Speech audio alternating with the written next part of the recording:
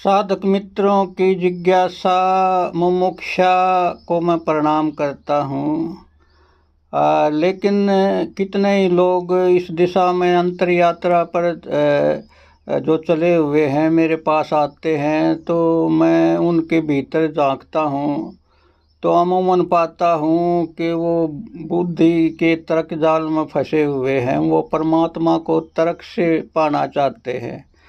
तब तक ये जो मूढ़ता है, ये अज्ञान है कि कोई तर्क से आत्मानुभूति कर सकता है, तो वो अभी धोखे में है, अभी वो सपनों में उलझे हुए हैं। तो मित्रों, वो सबसे पहली बात तो ये है कि जय कृष्णमूर्ति कहा करते थे कि चुनाव रहित हो।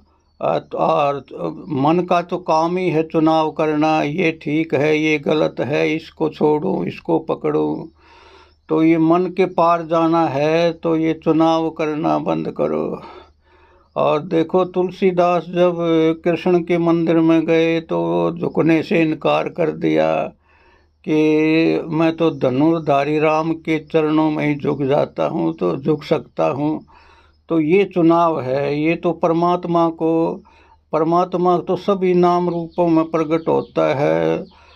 जो समग्र स्वीकार नहीं करता, वो कैसे विचारों से मुक्त होकर हृदय में आ सकता है। तो मित्रों, पहली बात तो ये है, बी इन चॉइसलेस अवेयरनेस। तो ये जो बाल की खाल उतारने में आप अपने जीवन को व्यर्थ गवा रहे हैं, इसके बचो और विचारना छोड़ो। और मैं सूझता को बढ़ाओ। ये मैं सूझता ही आपको ले जाएगी। तो आज तक कोई भी फिलोसोफर मन के पार नहीं गया है, वो मन के जाल जंजाल में ही फंसा रहेगा। तो मित्रों, ये जो प्रेम है, प्रेम शून्य व्यक्ति कभी भी सत्य को उपलब्ध नहीं हो सकता। प्रेम को जन्माया नहीं जा सकता। प्रेम होता है तो हो जाता है, नहीं होता है तो कोई उपाय नहीं।